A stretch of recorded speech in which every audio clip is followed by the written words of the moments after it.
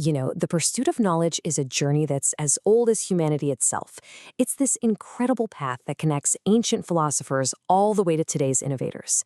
But what does it really, truly mean to learn? Well, that's what we're going to explore, drawing on wisdom from all over the world to map out that very journey, from just gathering information to gaining true wisdom. Let's start with this. Nelson Mandela doesn't see education as just, self-improvement. He sees it as a force for real transformation. He even calls it a weapon, a tool so powerful it can literally shape reality. This one idea really sets the stage for why this journey of learning is just so incredibly important. So, first things first, we have to understand the motivation. Why even start this journey? It's all about harnessing that power to change, not just the world around us, but ourselves too. And let's be honest, Aristotle really hit the nail on the head here. Learning isn't always easy. It can be a real challenge. Those are the bitter roots. But the payoff, the understanding you gain, that's the sweet fruit. It just goes to show that all that effort is always worth the reward. And this is the essential question, isn't it? If we know the destination is worth it, how do we actually walk the path?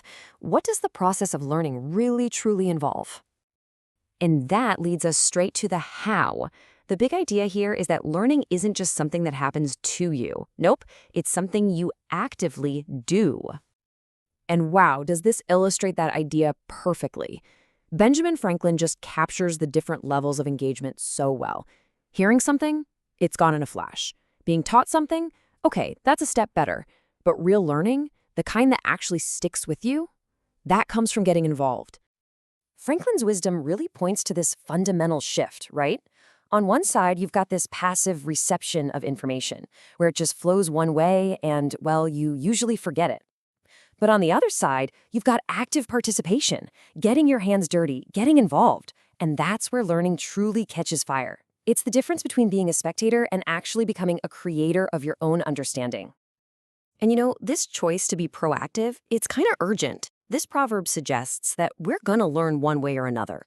The only real choice we have is how we learn, either consciously by looking at the facts head on, or painfully through the accidents that happen when we try to ignore reality. And here's the other thing. It's not some solitary activity you do in a vacuum. Real learning is social. It's a give and take. It's this whole cycle of absorbing and sharing, which brings us to a really fascinating connection between two completely different sources. Take this ancient Ethiopian proverb. It's like this profound natural law of knowledge. When you truly get a concept, really get it, you suddenly have the ability to explain it to someone else. The act of learning itself prepares you to teach. And then, centuries later, you've got the musician Phil Collins saying basically the other half of that same idea. The very act of teaching forces you to sharpen your own understanding, right? It shows you where the gaps are in your own knowledge. It's a perfect, timeless loop. I absolutely love this metaphor. This proverb from the Democratic Republic of Congo sees knowledge not as some limited resource, but as something that spreads. Think about it. When you light your candle from someone else's, their flame doesn't get any smaller. Wisdom is exactly the same. It's meant to be shared. And that makes you stop and think for a second, doesn't it? Who are the people, the books, the experiences that have lit your fire? Just recognizing your own sources of wisdom is a huge part of the learning journey. Okay, so this brings us to the ultimate goal of the whole journey. We've talked about the why and the how of learning.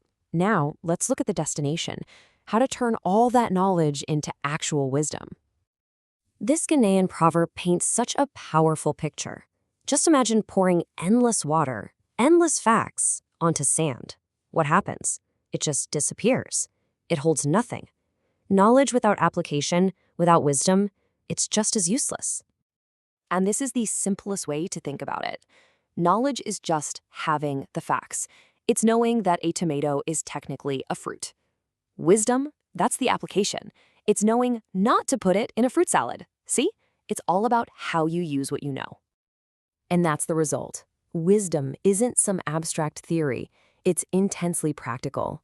It's the ability to navigate challenges, to solve problems, to find a way forward even when the path isn't clear at all. It's knowledge being put to the test in the real world. So if you're going to take away one thing, it's this. All the facts we collect, all the things we learn, they're just raw materials. Wisdom is what we build with them. It's as simple as that. knowledge in action. But here's maybe the most important thing to remember about this journey. It never actually ends. There is no final destination where you just stop. The mind is always in motion. And let's end on this beautiful thought from one of the greatest learners in all of history. Unlike a muscle, the mind doesn't get tired from use. It actually gets stronger. Your capacity to learn is infinite. How cool is that? It's such an energizing and liberating idea. And so we leave you with this one question. The journey is ongoing, the path is endless, and the world is just full of fire waiting to be shared.